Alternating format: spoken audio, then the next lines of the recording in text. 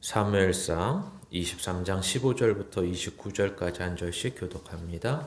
다윗이 사울이 자기의 생명을 빼앗으려고 나온 것을 보았으므로 그가 십광야 수풀에 있었더니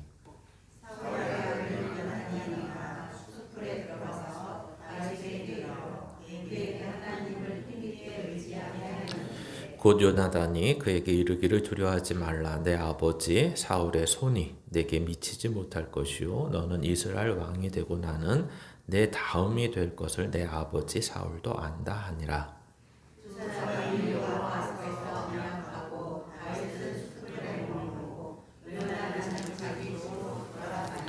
그때 십 사람들이 기브아에 이르러 사울에게 나와 이르되 다윗이 우리와 함께 광야 남쪽 하길라 산 숲을 요새에 숨지 아니하였나이까.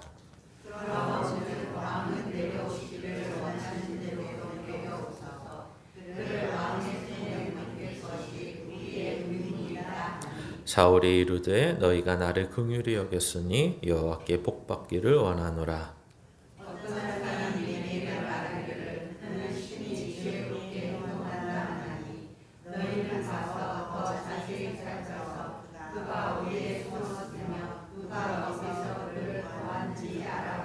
그가 숨어 있는 모든 것을 정탐하고 실상을 내게 보고하라. 내가 너희와 함께 가리니 그가 이 땅에 있으면 유다 몇천 명 중에서라도 그를 찾아내리라 하더라.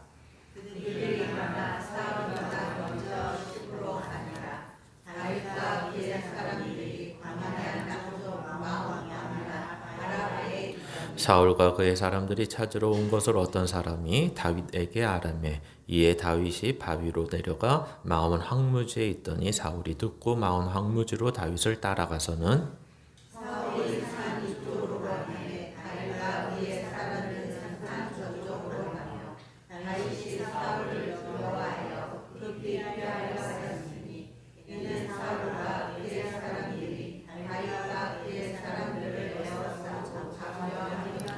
전령이 사울에게 와서 이르되 급히 오소서 블레셋 사람들이 땅을 침노하나이다.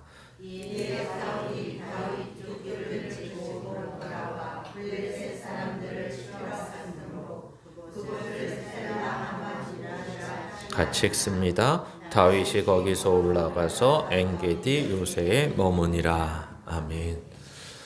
주보에 나와 있는 제목하고 조금 달리 끝의 내용을 내가 의지하는 이유에 대해서 제목으로 삼았습니다. 물론 우리가 예수 그리스도를 믿고 하나님을 의지하는 것에 대해서 기본적으로 뭐 이런 표현들은 많이 들었을 것입니다. 하나님을 의지하십시오. 근데 이제는 뭐 하나 조금 더 진도를 나가자면 하나님을 그렇게 의지하는 이유가 무엇이었나를 생각해 보려고 합니다. 그래서 오늘 생각하는 것은 이런 거죠. 무엇을 의지하고 있나, 누구를 의지하고 있나. 마땅히 우리는 입으로의 고백은 하나님을 의지합니다. 이렇게 말할 수 있을 것입니다. 그러나 실생활에서 우리가 의지하는 것이 과연 무엇일까라고 했을 때 뭐 가장 쉽게 얘기하면 이런 것 같습니다. 하나님은 안 보이시고 하나님은 멀리 계시고 우리의 마음 가운데 그리고 세상의 돈과 세상의 권력과 세상의 힘과 세상의 건강은 바로 우리 앞에 있고 보이는 것이기 때문에 지금이 무슨 원시 시대나 신석기 시대도 아닌데도 불구하고 냉장고에 또는 냉동고에 먹을 것이 가득한데도 불구하고 우리는 아직도 마치 그것을 의지하며 사는 것 같습니다. 통장에 잔고가 많이 있고 냉장고가 이제는 2대, 3대 김치 냉장고까지 해서 그렇게 풍족하게 바로 앞에 나가면 사 먹을 수 있고 앞에 나가면 뭐든지 구입할 수 있고 아니 뭐 심지어 새벽 배송이 되는데도 우리는 쟁겨놓고 사는 것 내 통장에 채워놓고 사는 것 이런 것을 훨씬 평안을 느끼고 그것을 의지한다고 말하기는 어렵지만 뭐 의지 아닌 의지를 하고 사는 것 같습니다. 그렇다고 뭐 그것을 탓하거나 그것이 잘못됐다라고 말하기도 어렵습니다. 바로 우리의 현실적 삶이 있고 우리 육신의 어려움이 있고 또 우리 육신의 어려움은 단순히 그것을 탓한다고 없어지는 것이 아니기 때문에 그렇습니다. 그러나 가장 중요한 것은 우리의 중심과 그리고 변화되는 삶일 것입니다. 과연 이렇게 냉장고가 몇 대 되는 걸 채우고 내 통장에 잔고가 넘치고 하는 것이 전부인가? 그렇게 살면 안 된다가 아니라 그것이 전부인가? 내가 진짜 그것 때문에 살아가나? 이런 것들은 한 번쯤 깊이 생각해 봐야 되는 문제라는 것입니다. 그래서 우리가 왜 그런 것들을 의지하게 되고 왜 의지하는가 이런 것들을 오늘 좀 생각하시면 오늘 본문의 말씀이 그나마 조금 많이 이해가 되실 것 같습니다. 그래서 오늘 본문으로 들어가시면 저번 주에 말씀드린 것처럼 이 23장부터는 뭐 굳이 단락을 나누긴 어렵지만 많은 신학자들이 이제 도망치는 것의 두 번째 내용으로서 이제 설명을 하고 있고 그 이유는 굳이 붙인다면 이전까지는 다윗이 정신없이 도망갔다고 한다면 이제는 뭔가 생각하고 그 믿음이 하나님을 알아가는 데서 변화된 모습들이 있다라는데 그 중심을 잡고 있다는 것입니다. 그러니까 우리는 이 내용을 보면서 하나님이 다윗을 왕으로 삼으셨지만 하나님이 원하시는 하나님이 뜻하시는 왕의 모습이 아직 없고 그로 인해서 다윗의 인생이라는 걸 통해서 또 세월과 시간이라는 것을 통해서 하나님이 다윗을 하나님이 세우신 기름 부은 왕으로 세워가신다라는 측면으로 보셔야 된다는 것입니다.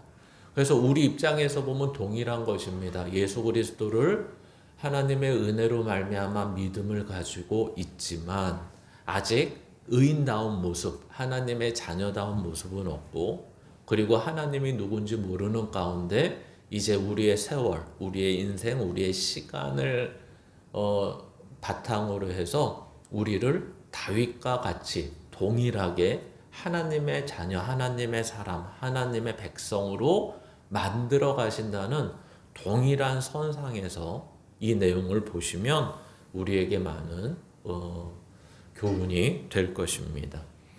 근데 오늘 뭐 그냥 읽으면 별 내용은 아니지만 이제 23장 15절을 시작하면서 이제 아예 이제는 어떤 민족, 어떤 나라, 어떤 누구를 찾아가는 모습이 아니라 이제는 황무지, 광야 이런 데로 이제 아예 가버리는 다윗을 보게 됩니다. 왜 그럴까요? 그것은 아주 단순합니다. 앞에서 사무엘을 찾아갔고 앞에서 또 뭐 제사장을 찾아갔고 앞에서 어떤 블레셋의 아기스 왕에게 찾아갔고 뭘 했는데도 불구하고 그들이 다윗을 보호해 주거나 지켜줄 수는 없었습니다. 약간의 도움은 줄 수 있었고 약간의 위로는 해줄 수 있었지만 그들이 왕으로부터 보호자가 돼서 지켜주지 않았고 더 나아가 마침내 그일라라는 데에서는 참혹한 일을 보게 되었던 것을 보게 됩니다. 그래서 나중에 그일라에서는 제사장 그룹의 마을에서는 참혹한 사륙이 있었고 그일라라는 동네에서는 자기가 구원한 사람들이 자기를 이제 밀고 하고 사울에게 내줄 수밖에 없는 처지에 있는 그 안타까운 연약한 그일라 사람들의 모습도 보았습니다. 그렇기 때문에 이제는 더 이상 어디 갈 데가 없고 그냥 광야, 황무지. 그러니까 우리나라랑 약간 다른 차원이죠. 왜 거기를 도망가느냐? 우리나라로 치면 뭐 우리가 생각하는 사막, 광야, 황무지는 먹을 것이 없고 숨을 데가 없는 곳이지만 지금 이스라엘에서 말하는 십광야, 마온광야, 뭐 황무지라고 표현되는 데는 우리가 뭐 아시는 분은 아는 것처럼 오히려 이제 숨기에 더 좋은 그래서 동굴들이 많고 자기를 은닉하기에 좋은 환경이죠. 이게 좋다고 말하기는 어렵지만 사울 왕을 피하여 또 다른 사람들을 피하여 숨기에 안성맞춤인 곳입니다. 그래서 이제 광야로 갔고, 근데 광야에 갔는데 뜻밖의 일이 벌어지는 것입니다. 갑작스럽게 거기에 누가 나타나죠? 사울 왕의 아들인 요나단이 나타나는 것입니다. 그럼 요나단이 도대체 뜬금없이 여기에 왜 등장하느냐? 그래서 다윗의 소식을 아까 제가 말씀드린 것처럼 쭉 들었을 테고, 계속해서 자기 아버지인 사울 왕은 다윗을 죽이기 위해 혈안이 되어 있는 가운데 있습니다. 그러니까 요나단은 아버지의 눈도 피해서 아마 몰래 다윗에게 찾아간 것 같고, 그럼 다윗에게 찾아갔을 때 저 같으면 어떤 생각을 했을까요? 한 나라의 왕자가, 그리고 나랑 언약을 맺었고 가장 우정이 친밀한, 나를 사랑하는 우정이 맺힌 친구가 날 찾아왔어. 그것도 광야에 있고 황무지에 있고 열악한 상황에 있을 때 무엇을 바랄까요? 위문품을 바라겠죠. 위문품을. 그렇죠? 뭐 밀가루라도 갖다 준다든지 전투식량이라도 갖다 준다든지 아니면 뭐 육포라도 갖다 준다든지 뭐 조금의 우리가 요깃거리가 되거나 이 광야에서 구하지 못하는 어떤 필수품들을 조금이라도 갖다 주면 좋겠는데, 모르겠습니다. 오늘 성경은 거기에 생필품을 가지고 와서 위로해 줬다 이렇게 얘기하지 않고, 오늘 앞에 보실 때 뜬금없이 요나단이 이렇게 얘기합니다. 하나님을 굳게 의지하도록 그에게 격려했다. 이렇게 말을 합니다. 그러니까 제의 이 부정적인 마음에서 보면 이렇게 느끼는 거, 말로 다 했다. 뭐 이런 거죠.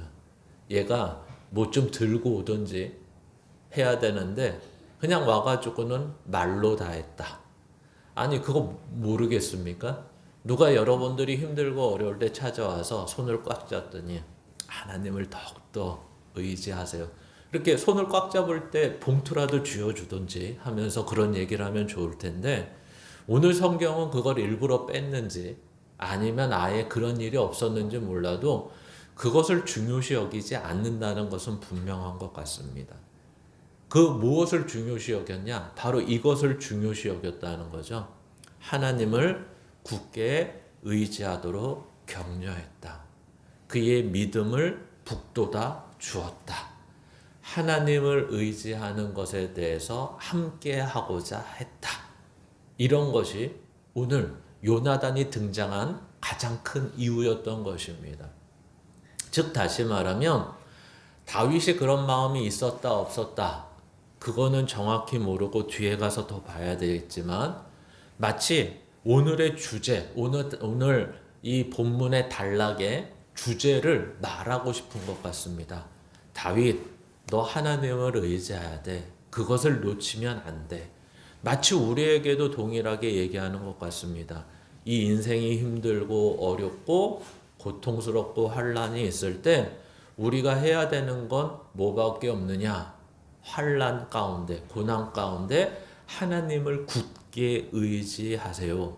이것밖에 없다고 가르쳐 주는 것 같습니다. 오히려 하나님이 돈을 주시고 건강을 주시고 행운을 주시고 대박을 주시고 이러면서 동시에 야, 너 나를 의지하니까 얼마나 좋아. 이러면 누구든지 어떻게 할 것 같습니까? 오케이, 하나님은 역시 이러신 분이구나. 내가 하나님 앞에 기도했더니 역시 하나님을 의지했더니 역시 이렇게 대박이 나는구나. 다른 사람들은 운이 좋고 다른 사람들은 노력하고 다른 사람들은 금수저래서 이러한 것들을 헤쳐나가는데 나는 하나님을 의지하고 하나님 앞에 부르짖었더니 하나님이 이렇게 채워주셔서 가는구나. 이러면 누구든지 아마 하나님을 의지할 것 같습니다. 그리고 세상 사람들도 어렵고 힘들 때 자기가 노력하고 애를 쓰고 남의 도움을 구하여 도움을 받았는데도 불구하고 회복되지 않을 때 누군가가 딱 와서 너 하나님을 의지해봐, 하나님께 기도해봐, 그래서 진짜 하나님 앞에 처음으로 기도하고 그 사람의 도움을 받아 처음으로 교회에 나가 하나님 의지합니다. 하나님 도와주세요 했더니 하나님이 모든 걸 회복시켜 주셨다. 그러면 교회 안 다닐 사람이 없을 것 같습니다. 그래서 가끔은 간증의 내용이 이런 것들이 많이 있죠. 그렇죠? 어려운 가운데 아까 말씀드린 그렇게 했더니 하나님이 도와주셨다. 그래서 그 다음은요. 그래서 계속 기도했다. 어렵고 힘들 때마다 계속 도와달라고 했다. 그런데 어느덧부턴가 도와주실 때도 있고 안 도와주실 때도 있더라. 그리고 어느덧 시간이 가니까 이제 내 말도 안 들으시는 것 같더라. 왜 안 도와주시지? 전에 처음 교회 나올 때는 들어주셔서 나왔고 그리고 어느 때는 들어주시고 어느 때는 안 들어주셔서 내 마음에 이제는 말씀이 조금씩 들리니까 그래 이해가 됐어. 이것은 내 욕심 때문에 구했기 때문에 안 들어주신 거야. 이것은 내 믿음이 작았기 때문에 안 들어주셨던 거야. 이런 식으로 자기가 스스로에게 설명하고 스스로에게 이해했는데 어느덧부턴가 이거는 설명이 안 되는 인생의 모습이 있게 되었다라는 것입니다. 그랬을 때 우리는 답을 얻고 가면 이해가 되고 좋은데 답을 얻지 못하고 옛날의 추억, 옛날에 하나님께서 나를 도우신 그러한 모습에서 그냥 넘어가다 보면 어느 날 하나님께 기도하는 것마저도 잊어버리고 살아가는 모습들이 되고 만다라는 것입니다. 저희 동에도 뭐 이렇게 가끔 집사람이 방문하고 좀 나누고 하면서 이렇게 친분을 맺을 때 의외로 권사님인데 교회 안 다니시는 분, 뭐 직분이 있는데 다른 일로 바빠서 안 다니다 보니까, 뭐 코로나로 인해서 안 가다 보니까, 손주 돌보다 보니까 안 가다 보니까, 직장이 바빠서 안 가다 보니까 그냥 아무런 의식 없이 교회를 안 다니게 됩니다. 그리고 약속하죠. 우리 한번 교회 나와보세요 라고 하면 또 약속은 합니다. 그러면 꼭 일이 생겨요. 그렇죠? 그 약속한 날짜에 뭐 손주가 아파서 갑자기 여행을 가게 돼서, 갑자기 가는 해외여행은 없습니다. 그렇죠? 뭐 해서 뭐 어째서, 그래서 벌써 1년이 지난 것 같아요. 그 권사님하고는. 그분을 탓하는 것이 아니라 바로 하나님에 대해서 어느덧 우리도 그렇게 될 수 있는 이유와 내용이 많다라는 것입니다. 그 이유는 간단하죠. 하나님의 뜻도 모르고 하나님의 의지도 모르고 내가 하나님을 의지하며 기도하는 궁극적인 하나님이 원하시는 것을 모르고 거기에 항복하지 못하면, 여기까지가 문제죠. 하나님의 뜻을 알았어. 그래, 그럼 하나님의 뜻이 맞습니다 까지 항복하지 않고 하나님의 뜻은 알았는데 내 뜻하고 다르면 우리는 거기에서 돌아서게 되는 것입니다.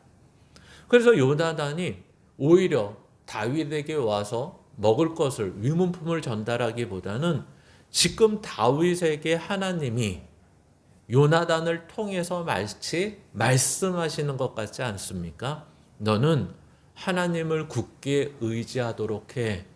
그것이 너에게 힘이고 그것이 너를 위한 거야. 이렇게 말해주는 하나님의 대신 말해주는 모습 같습니다.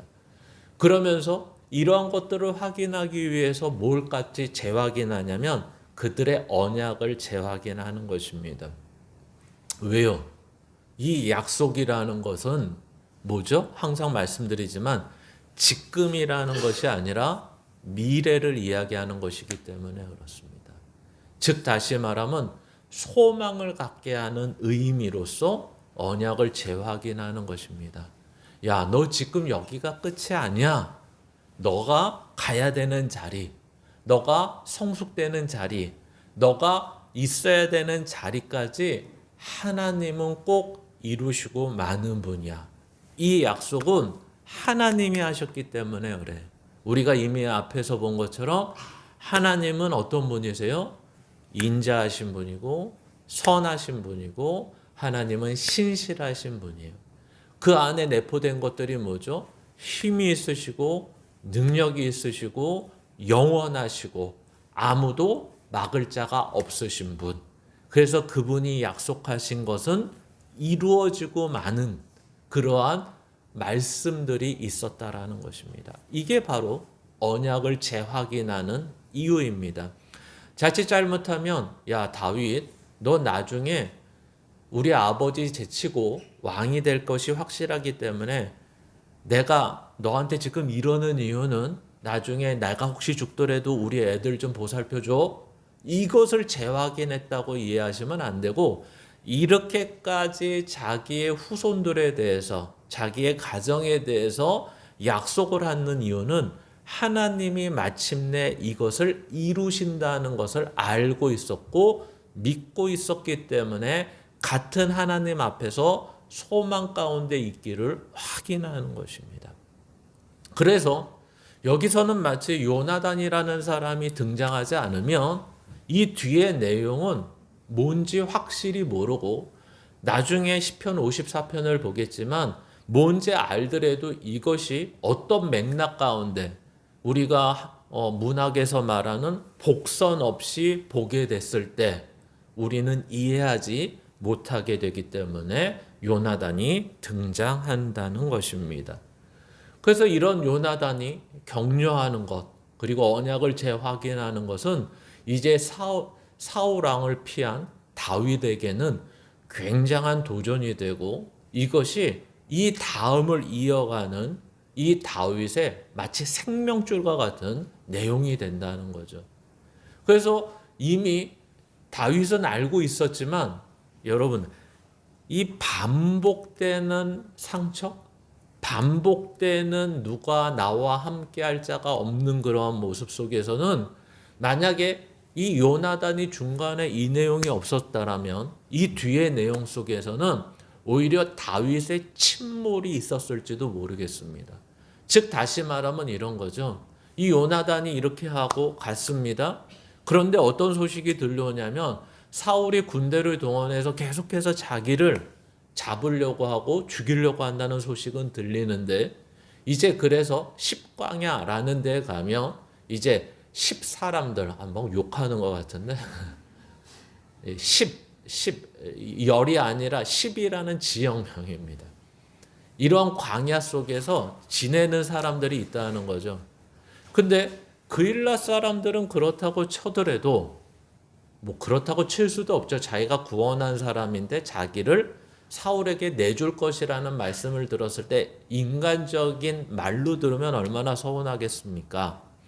그러나 우리가 앞에서 봤듯이 다윗은 그렇게 인간적인 말로 듣지 않았다. 이미 말씀드렸고 오늘도 이 십강야에서 이런 내용이 나오는 가장 큰 이유는 이 10사람들은 유다 지파입니다. 즉 다시 말하면 우리식으로 말하면 고향 사람들, 함께 자란 사람들, 남들은 나를 손가락질해도 나를 받아줘야 되는 사람들 이런 개념이죠.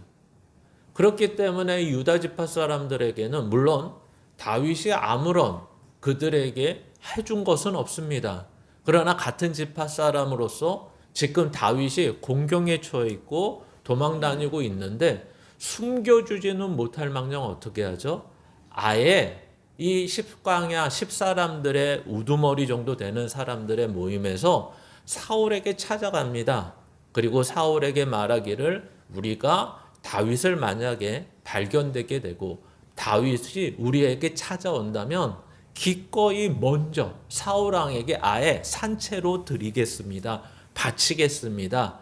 먼저 사울이 요구한 것도 아닌데도 불구하고 어떻게 하죠? 이 10사람들은 아마도 제사장 그룹이 그렇게 도륙된 소문들 또는 그일라 사람들에게 일어난 모습들을 보면서 이미 겁에 질린 것 같고 이때의 권력의 모습들이 바로 사울왕이 시퍼렇게 살아 있었기 때문에 더 이상 먼저 선제 대응을 한 모습처럼 보이게 되는 것입니다. 그래서 사울이 아예 이 10사람들에게는 관대하죠. 야, 지금은 정확한 정보를 니네가 가지고 오지 못했으니까 이제 정확한 정보가 있거나 아니면 너희들이 다윗이 찾아와서 너에게 도움을 구하거나 너에게 찾아오면 그때서 확실히 눈에 띄고 확실히 잡을 수 있을 때 나한테 다시 한번 보고해 달라라고 하면서 헤어진 모습을 보여주고 있습니다. 그러나 참 재미있는 흥미로운 모습은 이런 거죠. 이미 계획도 다 짰고 이미 다윗은 10강야 안에서 그리고 여러 광야가 있더라도 전에 말씀드린 것 같이 이 고대 유다 이스라엘 땅이라는 것은 뭐 지금도 그렇지만 강원도보다 적은 지역입니다. 근데 여기에서 말하는 것처럼 예를 들면 우리나라가 뭐 전체 지역의 산이 뭐 70%다 80%다 이렇게 표현하는 것처럼 이 강원도보다 작은 땅인데도 불구하고 이 광야는 아마 7, 80%가 넘는 모습입니다. 그러니까 저 산으로 가면 저 산으로 가고 이렇게 왔다 갔다 하면서 눈에 보이는데 사울은 못 잡아서 안달이 났고 다윗은 추격하는 모습 때문에 긴장하면서 여기저기로 동굴로 산꼭대기로 숲풀로 계속해서 도망을 치는 모습들입니다. 그런데 어떤 일이 일어나죠? 블레셋 군대가 쳐들어왔다는 소식을 듣고 이제 그일라에 쳐들어왔을 때는 본척도 안 하던 사울왕이 왜 도대체 지금은 본척을 하는지 이제는 돌아서서 거의 다윗을 잡을 뻔했는데 블레셋이 쳐들어왔다는 이유 때문에 돌아서서 갔더라 이렇게 말을 하고 있고 그래서 그곳 이름을 셀라하마느곳 그래서 뭐 여러 가지 해석이 많은데 우리는 주로 해석을 해서 분리의 바위다. 근데 도대체 지금 이 분리의 바위는 어디 있는지 모릅니다. 또 이스라엘 가시면 이걸 찾으실 필요는 없고 없습니다. 뭐 없다기보다도 모릅니다. 뭐가 분리의 바위인지. 근데 그곳을 소위 성경이 표현하기를 이제 다윗과 사울을 분리시키는 어떤 정점이 된 곳으로 표현을 하고 있고 이제는 광야에서부터 다시 피해서 엔게디 요새로 가고 있는 다윗의 얘기로 오늘 내용은 끝난다는 것입니다. 그래서 오늘 본문을 이해하시는데 이 내용만으로 이해하려면 도대체 다윗은 왜 그랬을까? 라고 했을 때 항상 이러한 사건들을 이야기하면서 우리가 참고할 수밖에 없는 게 바로 이제 시편의 모습입니다. 한번 시편의 54편의 내용을 펴보시고 일단 한번 펴보시겠습니까? 그리고 앞의 내용을 우리가 같이 읽겠습니다. 시작. 10사람이 사울에게 이르러 말하기를 다윗이 우리가 있는 곳에 숨지 아니하였나이까 하던 때에. 그러니까 다윗이 마치 이 얘기를 들은 것처럼 설명하는 거죠. 이미 사울과 10사람들의 일부 사람들이 만나서 뭐 하고자 했다고요? 다윗이 숨지 아니하였다니까 하던 때에 우리 가운데 있다는 것을 얘기하던 그때에. 그러면 원래 뒤에 말은 다윗은 돌아버렸다. 뭐 이렇게 표현을 해야 될 것 같죠. 야, 이 고향 사람들 우리로 시기하면 우리 지파 사람들 또는 우리 가문 사람들마저도 나를 지금 아예 팔아 넘기려고 한다고? 아니, 팔아 넘기면 그나마 낫죠. 이것은 나를 갖다 바치려고 한다고? 이런 때에 라는 것입니다. 그런 때에 나는 분노했다. 그런 때에 믿을 놈 하나 없다라고 생각했다. 그런 때에 어땠다. 보통 이렇게 설명이 가야 될 것 같습니다. 그런데 그런 때에 어떻게 했을까요, 다윗은? 이렇게 부정적으로 나가지 않고요. 그런 때에 오직 나는 하나님만을 의지했다. 이렇게 이야기하는 것입니다. 무슨 부정적인 표현이나 분노나 어떤 화에 대해서 설명하지 않고요. 자기 감정을 어떤 식으로 표현한 것이 아니라 결국 말하려는 것은 뭐였냐면 오직 하나님만을 의지할 수밖에 없었다. 이렇게 이야기를 합니다. 그래서 시편 54편 다 피셨죠? 우리가 한번 몇 절 안 되니까 같이 읽도록 하겠습니다. 1절부터 7절까지 함께 읽습니다. 하나님이여 주의 이름으로 나를 구원하시고 주의 힘으로 나를 변호하소서. 하나님이여 내 기도를 들으시며 내 입의 말에 귀를 기울이소서. 낯선 자들이 일어나 나를 치고 포악한 자들이 나의 생명을 수색하며 하나님을 자기 앞에 두지 아니하였음이니이다. 하나님은 나를 돕는 이시며 주께서는 내 생명을 붙들어 주시는 이시니이다. 주께서는 내 원수에게 악으로 갚으시리니 주의 성실하심으로 그들을 멸하소서. 내가 낙헌제로 주께 제사하리이다.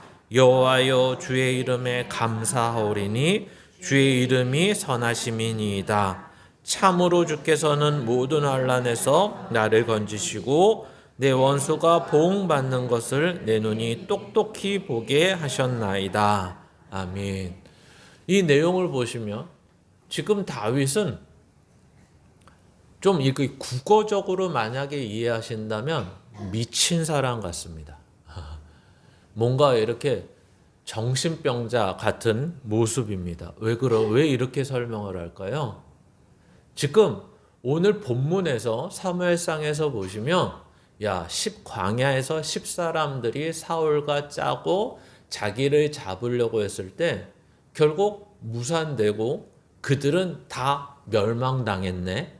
해피엔딩 이렇게 딱 끝났으면 이 내용이 확 들어오겠죠. 하나님이 도와주시니까 저들은 아무것도 아니었네. 하나님이 물리쳐 주셨네. 물리쳐 주셨을 뿐 아니라 사울왕이 그 자리에서 폭삭 죽고 다윗이 승승장구하면서 기브아에 있는 궁으로 들어갔네. 짝짝짝 하고 끝났을 것입니다.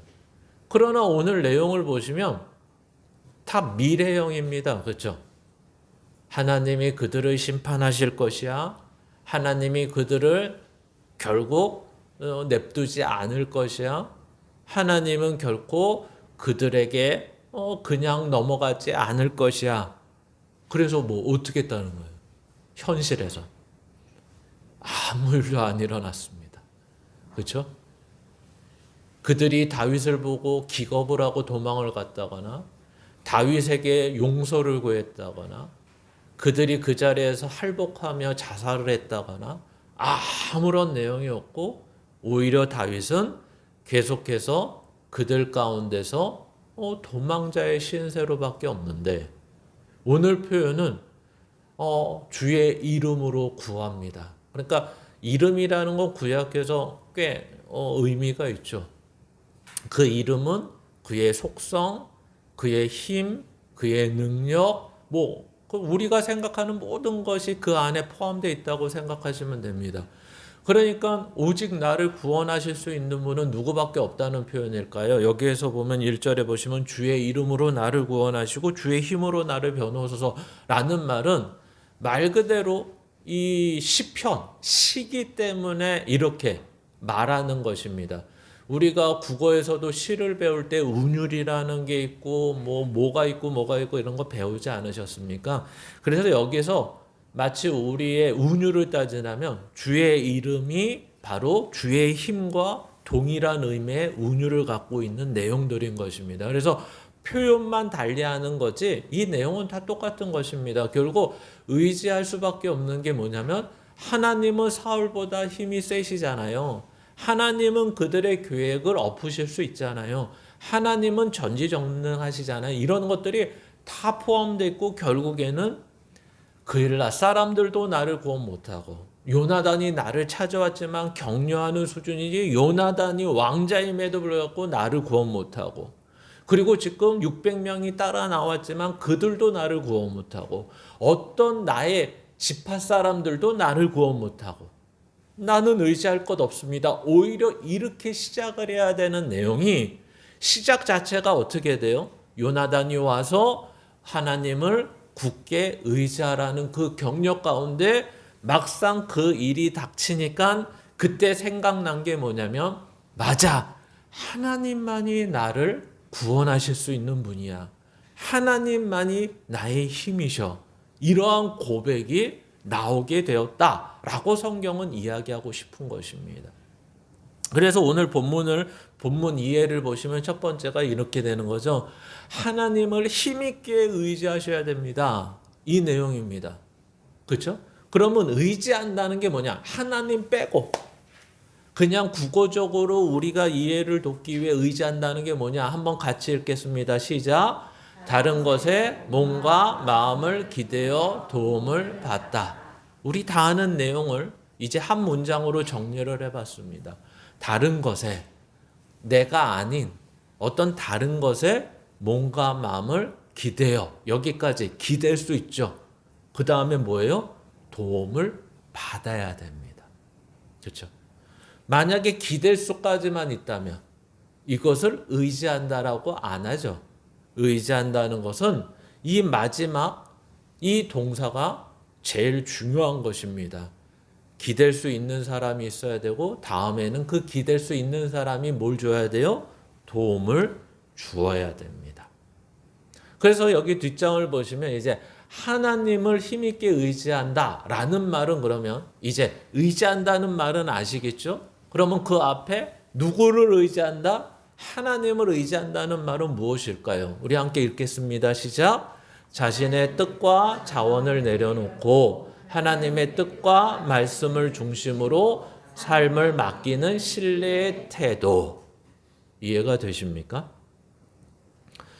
그러니까 이런 게 아니에요.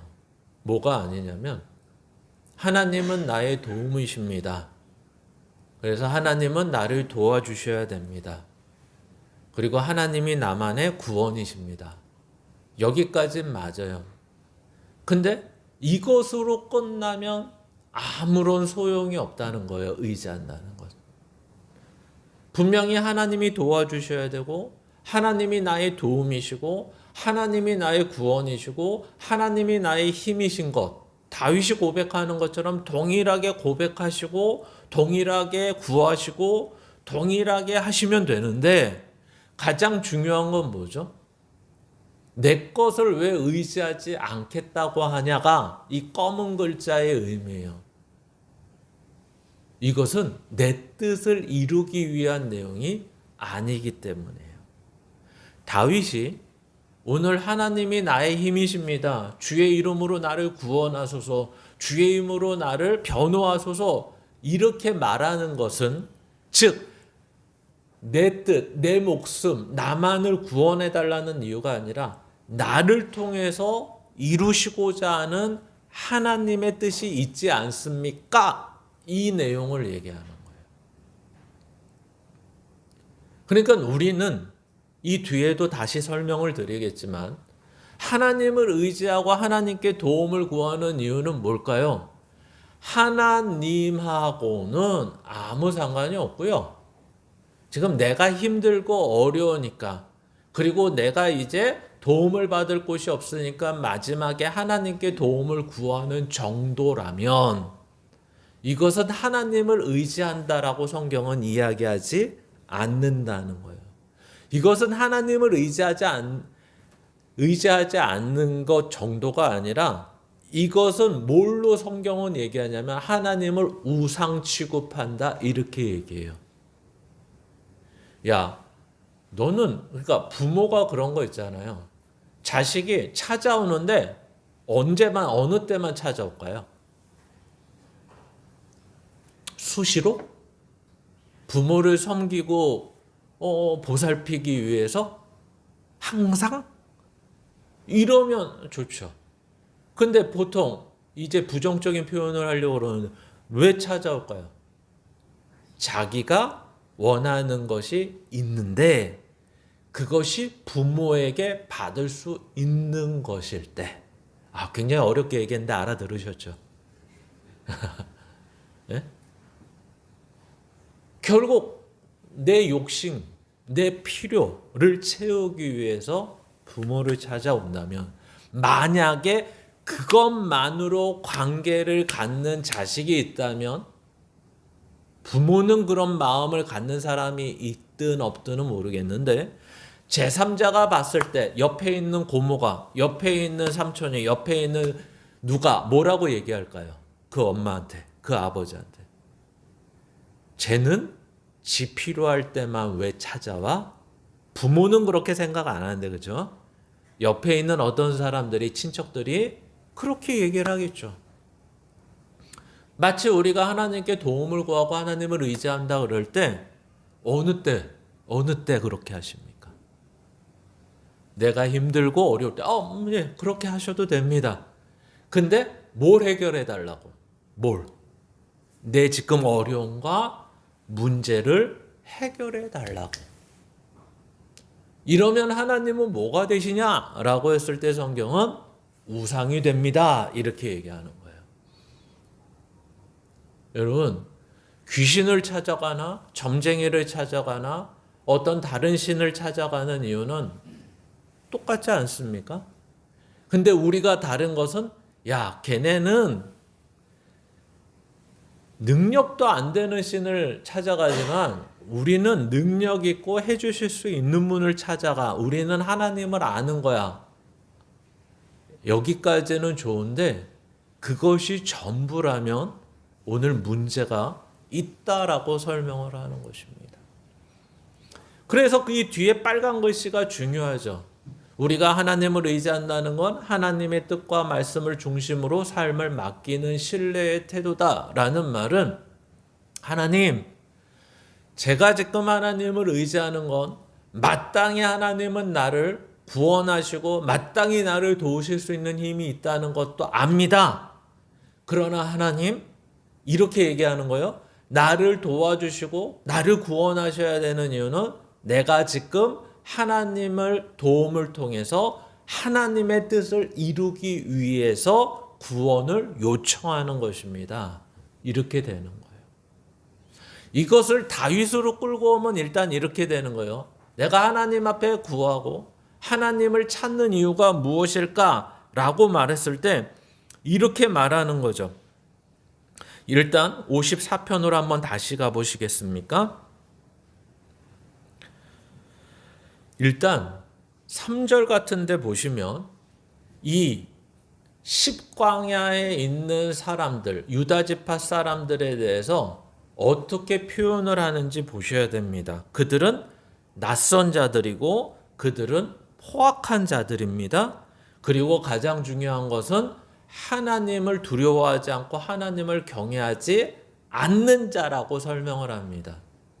일단 그들은 하나님과 상관없는 자라고 설명을 합니다. 그리고 4절에 보시면 하나님은 나를 돕는 이시며 주께서는 내 생명을 붙들어 주시는 이라는 것을 1, 2절과 다시 한번 고백을 하고 이렇게 얘기하죠. 5절에 주께서는 내 원수에게 악을 갚으시리니 주의 성실함을 멸하소서라는 말은 하나님이 원수를 갚아주신다는 표현도 있지만 이것은 무엇을 표현하냐면 하나님은 공의로우신 하나님이십니다. 죄에 대해서 결코 그냥 봐주시는 분은 아닙니다 라고 말하는 것입니다. 그래서 6절에 보시면 내가 낙헌제로 주께 제사하리이다 여호와여 주의 이름에 감사하오리니 주의 이름이 선하십니다. 이미 일어나지 않았는데 하나님은 저들이 이 믿지 않는 자들, 하나님을 모르는 자가 하나님을 믿는 자들을 지금 죽이려고 할 때 하나님은 결코 그것을 허락하지 않으시는 분입니다. 그래서 나는 그것을 믿고 감사를 먼저 드립니다. 이렇게 얘기하는 거예요. 그래서 7절에 보시면 참으로 주께서는 모든 환난에서 나를 건지시고 내 원수가 보응받는 것을 내 눈에 똑똑히 보게 하셨나이다. 결국에서는 아까 말한 것처럼 미래형인데 이렇게 하실 것을 믿는 거예요. 그래서 나는 어떻게 하겠다는 거죠? 이때까지 어떻게 했어요? 나는. 하나님이 나를 붙들어 주셨어요? 하나님이 나를 건져 주셨어요? 하나님이 이 포악한 자들, 낯선 자들에게서 우리가 지난주에 읽었던 사무엘상 23장 14절에 왜 사울에게 잡히지 않고 사울에게 죽임을 당하지 않는 이유가 뭐냐면 주께서 그를 내어주지 않았기 때문에, 다윗을 주께서 붙들고 계셨기 때문에 그렇다는 거예요. 이것은 하나님이 그에게 해주신 거죠. 그것을 오늘 본문은 하나님이 자기한테 그렇게 해주신 걸 자기는 알게 돼서 더욱더 의지하게 된다는 거예요. 그래서 다윗이 어떻게 했다는 거예요? 원망하지 않고 용서하고 하나님의 뜻 가운데 내 뜻대로 하지 않고 하는 삶을 살았다는 거예요. 이거를 정리하면 어떻게 될까요? 왜 하나님을 의지한다는 게 무엇일까요? 라고 했을 때 결국 하나님 나를 도와주셔야 되고 나를 구원하셔야 되는 이유는 내가 하나님의 뜻을 이루기 위해서였습니다. 이렇게 고백하는 거예요. 나를 잘 살게 해줄 것을 믿었기 때문입니다. 내 목숨을 구원하셔서 다른 사람이 야 쟤는 하나님 믿으니까 하나님이라는 존재가 저 사람을 구원했다, 이렇게 알게 하기 위한 정도의 내용이 아니라 내가 왜 살아야 됩니까? 왜 내가 저들의 소원에서 하나님 앞에 구원을 받아야 됩니까? 이 이유는 내가 하나님의 뜻을 이루게 하시기 위해서였다, 이렇게 이야기하는 것입니다. 이게 제일 중요하죠. 그래서 다음 장을 보시면 두 번째, 하나님을 의지하는 자의 삶은 뭐죠? 우리 함께 읽겠습니다. 시작. 내 욕심이나 계획을 위해 하나님을 이용하기보다 내가 원하는 것이 아닌 하나님이 원하시는 일을 이루기 위함이다. 이거죠. 왜 하나님만을 의지하는 것까? 아니, 그렇다면 우리는 골라서 의지해야 돼요. 여러분이 어려운 병, 희귀병에 걸렸어요. 근데 TV를 보다 보니까 명인이 나와요. 명의가. 그래서 명의를 찾아갔더니 그가 고쳐줬어요. 그럼 우린 누구를 의지해야 돼요? 희귀병에 걸리고 아플 때. 그 명의를 의지해야 돼요. 여러분이 돈이 없어서 고통을 당할 때 뭘 의지해야 돼요? 돈을 의지하셔야 돼요. 그래야지 회복이 되고 그래야지 평안해지죠. 그러나 오늘 우리가 하나님의 사람으로 살아가기 위해서는 뭘 의지해야 될까요? 누구를? 돈을 의지해서는 하나님의 사람으로 살아갈 수가 없어요. 건강을 의지해서는 하나님의 사람으로 살아갈 수가 없어요. 다른 사람을 의지해서는 하나님의 사람으로 살아갈 수가 없어요. 오직 하나님의 사람으로 살아갈 수 있는데, 다시 한번 기억을 되돌려 보세요. 아까 의지한다는 국어적 표현이 뭐였죠? 맨 끝에 중요한 동사가 도움을 준다예요. 내가 하나님의 사람으로 살아가는데 도움을 주실 수 있는 분, 도움을 줄 수 있는 어떤 것, 누구밖에 없을까요? 하나님밖에 없습니다. 내가 하나님의 사람으로 살아가는데 절대로 돈이 나한테 도움을 주지 못해요. 오해하시면 안 되죠. 그러면 현실에서 필요 없냐, 이 얘기를 하는 게 아니라, 내가 하나님의 사람으로 살아간다는 건 어떤 거예요? 돈을 이렇게 펑펑 쓰는 거예요?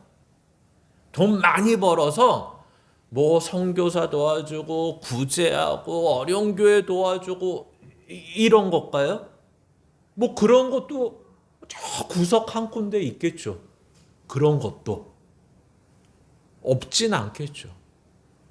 그러나 그것이 하나님의 도움을 꼭 받아야 하지 않을까요? 빌 게이츠나 워런 버핏 같은 사람은 1년에 얼마를 구제하는 데 쓸까요? 몇 조를 쓰죠. 몇 조. 한 3조.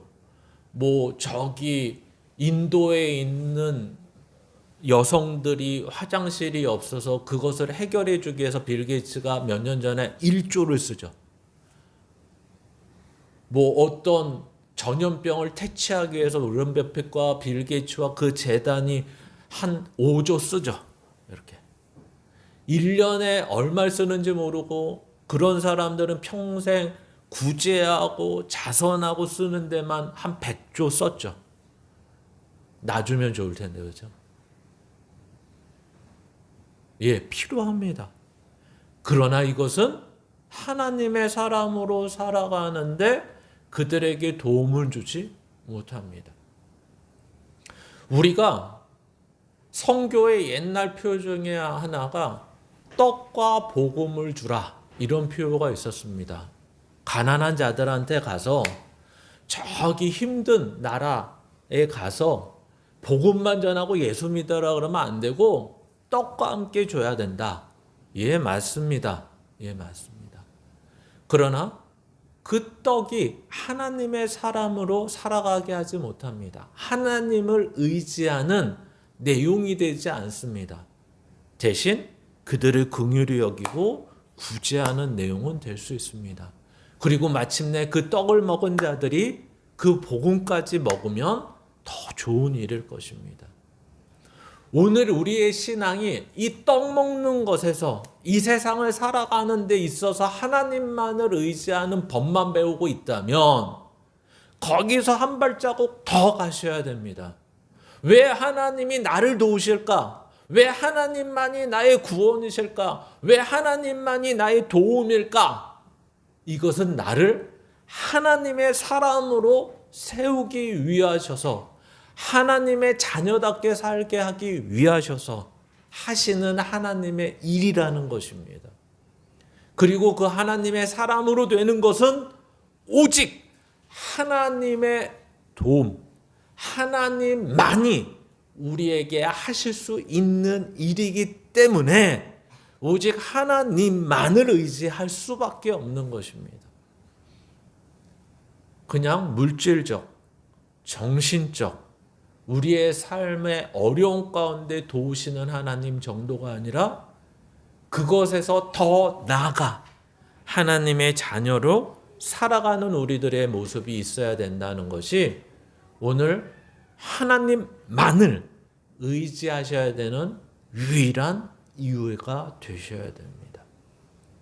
그래서 우리 고린도 후서 1장으로 한번 가보시겠습니까?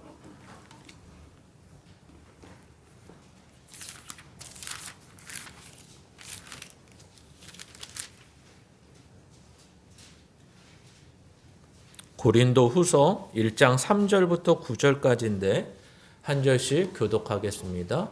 고린도 후서 1장 3절부터 9절까지 한 절씩 교독합니다. 찬송하리로다. 그는 우리 주 예수 그리스도의 하나님이시요 자비의 아버지시요 모든 위로의 하나님이시며,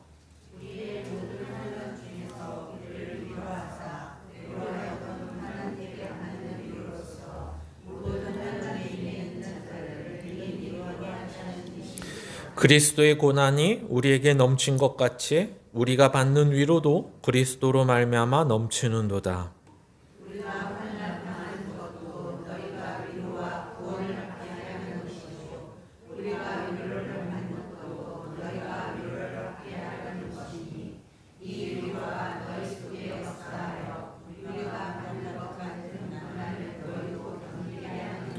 너희를 위한 우리의 소망이 견고함은 너희가 고난에 참여하는 자가 된 것 같이 위로에도 그러할 줄을 알미라.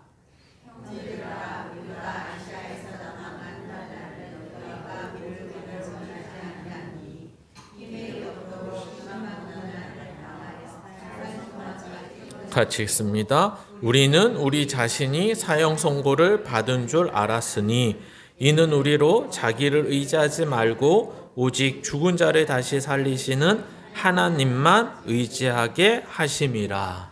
아멘.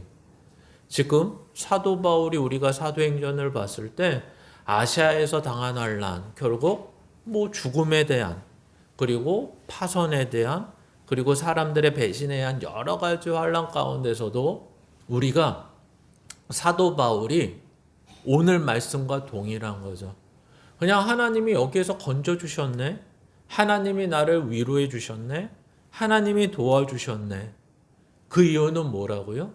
하나님의 사람으로, 하나님의 자녀로 살아갈 수 있게, 또 하나님이 맡기신 일을 또 감당할 수 있게 하시기 위함이었다. 그래서 이것은 오직 하나님만을 의지할 수밖에 없었다. 돈을 의지하면 먹을 것은 해결되고, 건강을 의지하면 다니는 것은 해결되고, 사람을 의지하면 교제는 되는데, 그것이 하나님의 일을 하거나 그것이 하나님의 사람으로서 되어가는 내용으로서는 충분치 않았다. 오히려 이러한 환난, 고난이 하나님을 의지할 수밖에 없고 하나님만을 의지함으로 이러한 환난과 고난 가운데서도 하나님의 사람으로 하나님의 일이 이루어지는 것을 보게 되었다. 이렇게 설명하는 것입니다. 그래서 결론이 뭐라고요? 나는 그렇기 때문에 하나님만을 의지한다. 그러면 이걸 거꾸로 말하면 이렇게 되는 거예요. 하나님의 사람 되고 싶지 않으십니까? 하나님의 사람으로서 살아가고 싶지 않으십니까? 하나님의 일을 하고 싶지 않으십니까? 그냥 나는 내 속 편하고 나 도움 받고 나 편하고 나 행복하고 나 원하는 것을 이루고만 살고 싶으십니까? 그러면 굳이 예수 안 믿으셔도 됩니다. 그러나 여기서 더 한층 나가셔서 이 정도의 인생이 아니라 그냥 도움받고 해결됐습니다.